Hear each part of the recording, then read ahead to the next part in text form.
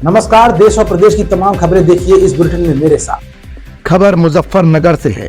हर बार की भांति इस बार भी हिंदू संगठनों ने करवा चौथ के मद्देनजर मेहंदी जिहाद पर लगाम लगाने के लिए अपनी तैयारियां शुरू कर दी हैं, जिसको लेकर नगर में बुधवार को संयुक्त हिंदू मोर्चा के तत्वावधान में हिंदू संगठनों की एक बैठक का आयोजन किया गया, जिसमें करवा चौथ के अवसर पर मेहंदी जिहाद फैलाने वालों को चेतावनी देते हुए हिंदू संगठनों ने कहा कि अगर किसी भी दुकान पर कोई मुस्लिम युवक हिंदू बहन बेटियों को मेहंदी लगाता हुआ पाया गया तो उसको अच्छी तरह से सबक सिखाया जाएगा। जिसके लिए हिंदू संगठनों ने यह भी ऐलान कर दिया है कि आज यानी गुरुवार को सबसे पहले हिंदू संगठनों द्वारा लठों के पूजन का आयोजन किया जाएगा।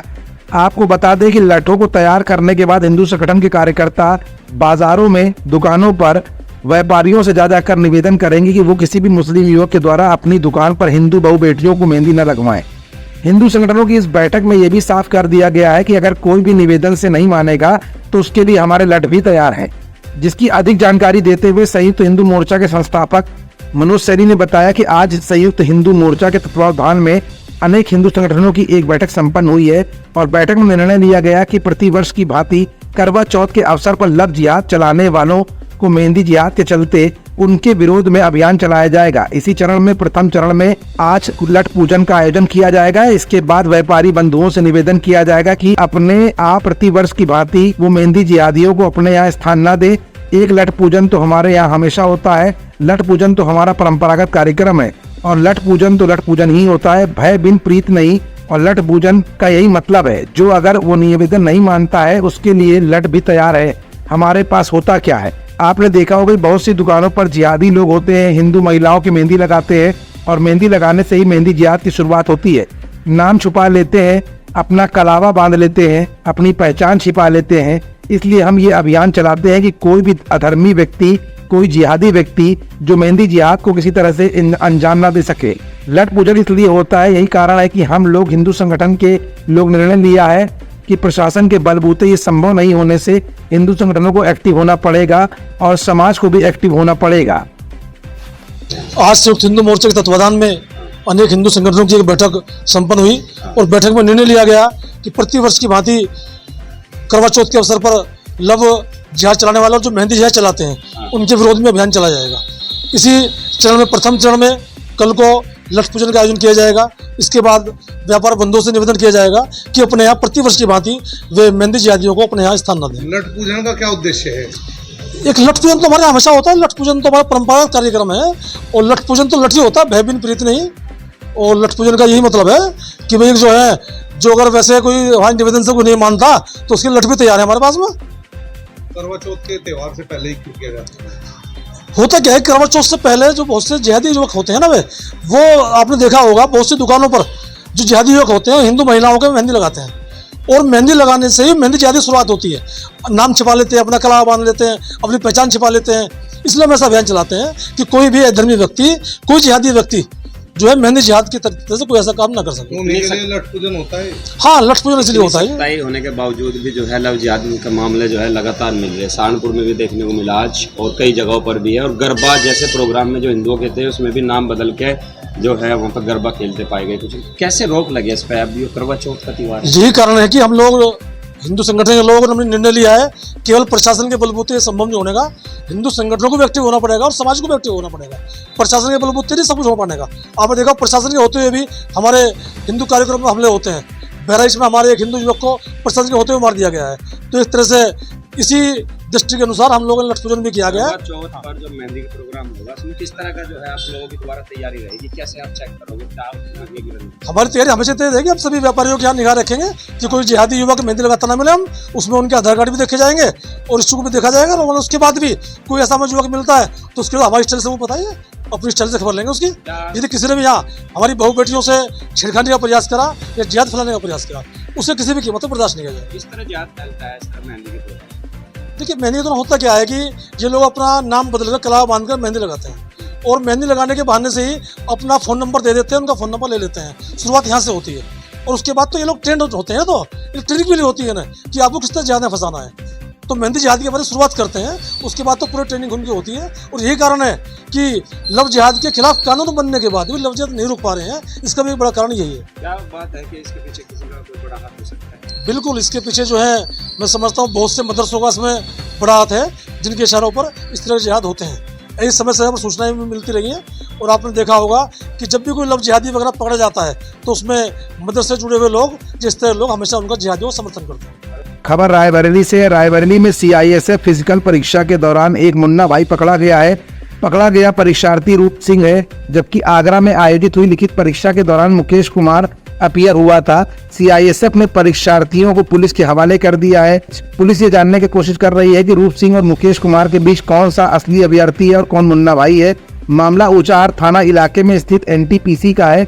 यहाँ आगरा में आयोजित हुई CISF जवान भर्ती की परीक्षा के सफल अभ्यर्थियों का फिजिकल हो रहा था। उसी दौरान मुकेश कुमार पर CISF अधिकारियों ने पूछताछ की तो ये घबरा गया।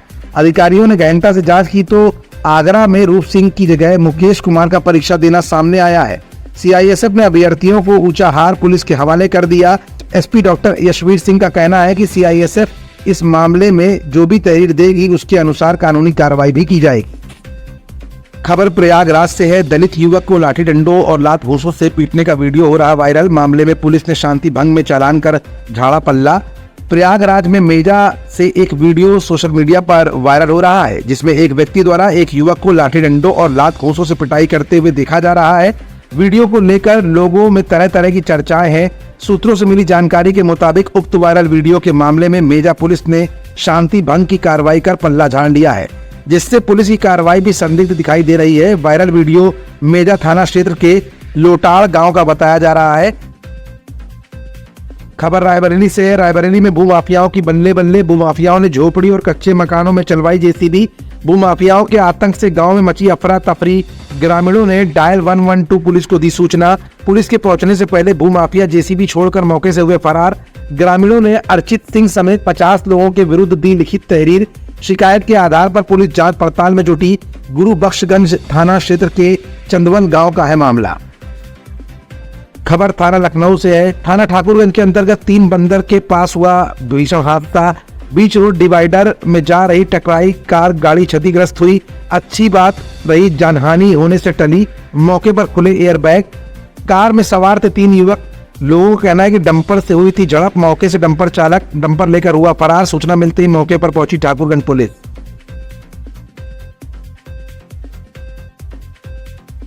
खबर जनपद मैनपुरी से है। बीते लोकसभा चुनाव के बाद खाली हुई विधानसभा सीटों पर उपचुनाव की घोषणा चुनाव आयोग द्वारा की जा चुकी है, जिसके चलते राजनीतिक दलों में सरगर्मियां तेज हो गई हैं। अगर हम बात उत्तर प्रदेश की करें तो उत्तर प्रदेश में 9 सीटों पर चुनाव होना तय हो गया है। आपको बता दें तो मैनपुरी के विधानसभा 110 करहल क्षेत्र में राजनीतिक पार्टियों के पदाधिकारी और मंत्री और क्षेत्रीय राजनीतिक नेता गण अपने अपने प्रत्याशियों को जीतने के उद्देश्य से काफी समय से प्रचार प्रसार करते हुए नजर आ रहे हैं। आचार संहिता लगते ही जनपद मैनपुरी के जिला प्रशासन और पुलिस प्रशासन ने चुनाव को निष्पक्षता से कराने के उद्देश्य से अपनी कमर भी कस दी है, जिसके चलते अब जिलाधिकारी करहल नीरज दुबे और क्षेत्राधिकारी संतोष कुमार ने क्षेत्र में लगे प्रचार प्रसार सामग्री और पोस्ट हटवा दिए हैं। वहीं आपको बता दें कि आचार संहिता का उल्लंघन करने वाले लोगों पर कानूनी कार्रवाई की जाएगी।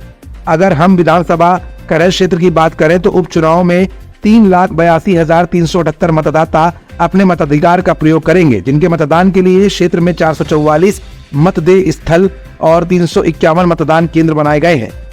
इस संबंध में जिलाधिकारी अंजलि कुमार सिंह ने क्या कुछ बताया, हम आपको रूबरू करवाते हैं इस रिपोर्ट के माध्यम से। देखिए, जैसे ही इलेक्शन कमीशन ऑफ इंडिया से तिथियों की घोषणा हुई, वैसे ही आदर्श आचार संहिता पूरे जिले में लागू हो गई है। उसका कड़ाई से अनुपालन कराया जा रहा है। आपने देखा भी होगा कि जैसे ही तिथि घोषित हुई वैसे ही हमारी टीमें सड़कों पर निकली और उसका कड़ाई से अनुपालन कराया गया कि कहीं भी कोई ऐसी सामग्री न हो जिससे चुनाव प्रचार समझा जाए। तो हम लोग दृढ़ संकल्प हैं और आदर्श आचार संहिता का पालन बहुत कड़ाई से कराया जाएगा और निष्पक्षता से कराया जाएगा।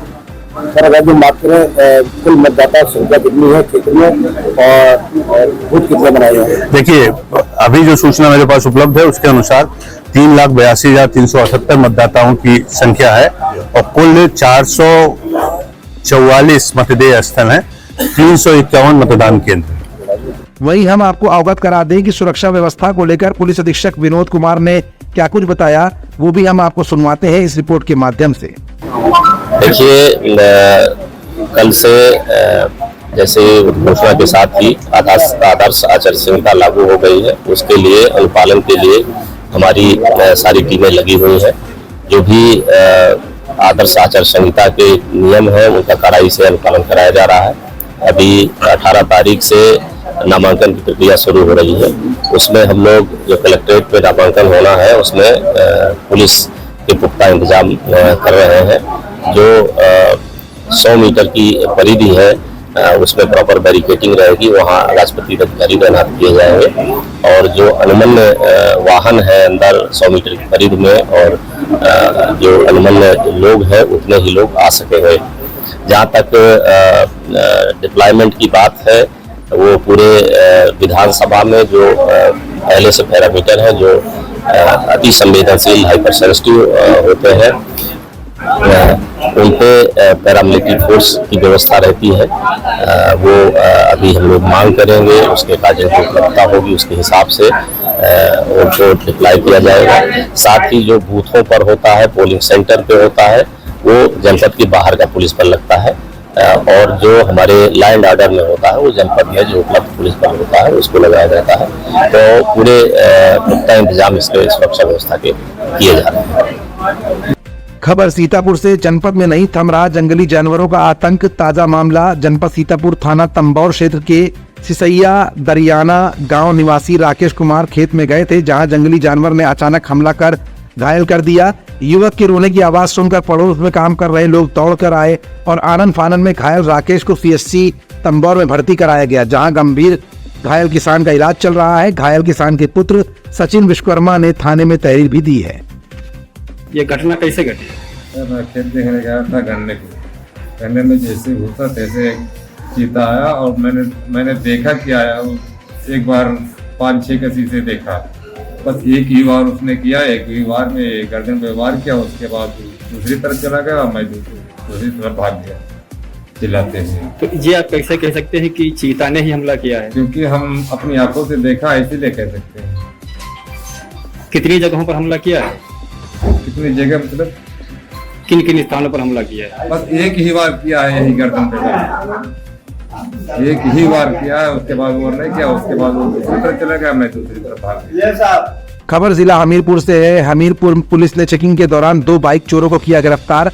पुलिस ने चोरों के पास से 4 चोरी की मोटरसाइकिल बरामद की है। दोनों चोरों का है जनपद के थानों में आपराधिक इतिहास। पुलिस ने चोरों को गिरफ्तार कर कार्रवाई करते हुए जेल भेज दिया। हमीरपुर जनपद के जरिया थाना पुलिस को मिली कामयाबी।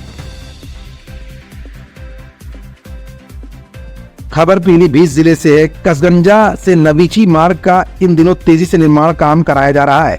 इसमें JE और PWD विभाग के अधिकारियों की मिलीभगत से ठेकेदार द्वारा CC रोड के नवनिर्माण में घटिया मोरम, निम्न क्वालिटी का सीमेंट आदि डालकर निर्माण कराया जा रहा है, जिससे रोड बेहतर तरीके से नहीं बन रही है।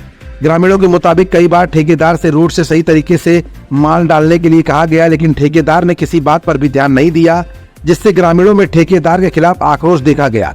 ग्रामीणों ने बताया कि कई वर्षों बाद अब कसगंजा और नवीची का रोड बन रहा है, उसमें भी ठेकेदार की लापरवाही के चलते रोड में घटिया सामग्री लगाई जा रही है। पूरा मामला कसगंजा से नवीची जाने वाले मार्ग का है।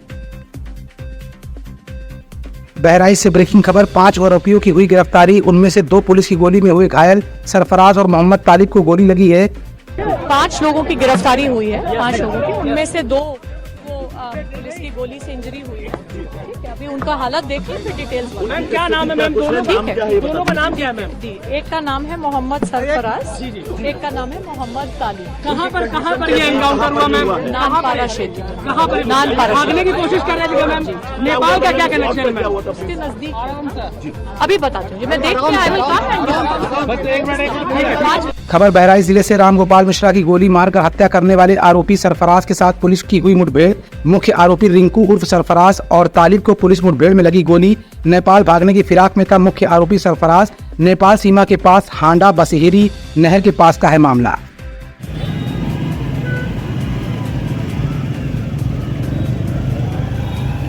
खबर कौशाम्बी जिले से है। यूपी पुलिस ने भर्ती कराने के नाम पर 10 लाख की हुई ठगी। सिराथू के रमेश केसरवानी पर 10 लाख की ठगी का लगा आरोप।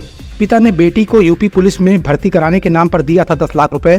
पीड़ित ने शातिर ठग रमेश केसरवानी को रुपए देते बना लिया था वीडियो। पीड़ित ने अपने रिश्तेदारों से कर्ज लेकर ठग को दिए थे रुपए।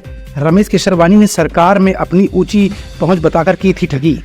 पीड़ित के पैसा मांगने पर आरोपी ठग्स ने जान से मारने की धमकी दी। पीड़ित अशोक कुमार की शिकायत पर ठग के खिलाफ एफआईआर हुई है दर्ज। रसूख के चलते पुलिस पर आरोपी की गिरफ्तारी नहीं होने के आरोप। सैनिक कोतवाली में दर्ज है शातिर ठग रमेश केसरवानी पर केस। कोकराज थाना क्षेत्र के भदवा गांव का रहने वाला है पीड़ित अशोक कुमार। खबर हापुड़ जिले से है। हापुड़ में फोम के गद्दे बनाने की फैक्ट्री में लगी भीषण आग। दमकल विभाग की 7 गाड़ियों ने पाया आग पर काबू। लाखों रुपए के नुकसान की आशंका। अज्ञात कारणों के चलते लगी आग। पिलखवा कोतवाली के जिंदल नगर की है घटना। खबर हापुड़ जिले से। उत्तर प्रदेश के जनपद हापुड़ में पहुंचे कांग्रेस प्रदेश अध्यक्ष अजय राय का कांग्रेसियों ने किया जोरदार स्वागत। कांग्रेसियों ने फूलों की माला पहनाकर कांग्रेस प्रदेश अध्यक्ष का स्वागत किया। वहीं कांग्रेस प्रदेश अध्यक्ष ने भाजपा नेता द्वारा प्रियंका गांधी पर की गई टिप्पणी को लेकर बयान दिया है। इसके साथ ही सपा नेता द्वारा महाराष्ट्र चुनाव में सपा को साझेदारी को लेकर दिए गए बयान पर भी उन्होंने जवाब दिया है।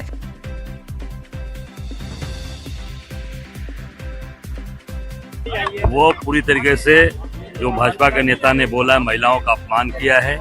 और प्रियंका जी महिलाओं की आवाज हैं जो उठाती रहती हैं। संघर्ष करना उनके ब्लड में है। जो पारिवारिक पृष्ठभूमि है उनकी, पूरी तरीके से वो संघर्ष करती हैं। लड़ने वाली हैं, भागने वाली नहीं, वो भगाने वाली महिला है। निश्चित तौर से 4 लाख से वोट से हारा हुआ व्यक्ति है और भागने वाले लोग हैं ये। अजय राय जिंदाबाद, अजय राय जिंदाबाद, अजय राय जिंदाबाद। मिलकर लड़ेंगे और 10 की 10 जीतेंगे। अजय राय। खबर महोबा जनपद से। पुलिस द्वारा शव का पोस्टमार्टम कराया गया और पुलिस अग्रिम कार्रवाई में जुटी हुई है। आपको बता दें, झांसी जनपद खजराहा गांव निवासी 45 वर्षीय कन्हैया लाल बीती मंगलवार शाम 7:45 बाइक से जा रहे थे।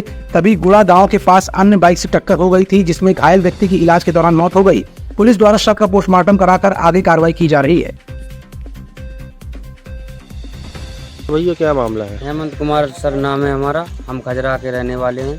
हमारे बड़े पापा अपने रिश्तेदारी में समधी आने जा रहे थे निमंत्रण में, तो उनका कुछ दूरी पे एक्सीडेंट हो गया। चरखारी से 10 किलोमीटर की पिछले दूरी पे। आप कौन हो? मैं हेमंत कुमार हूँ सर, इनका भतीजा हूँ सर। इस बुलेटिन में फिलहाल इतना ही। हाजिर होते हैं अगले बुलेटिन में कुछ और खबरों के साथ।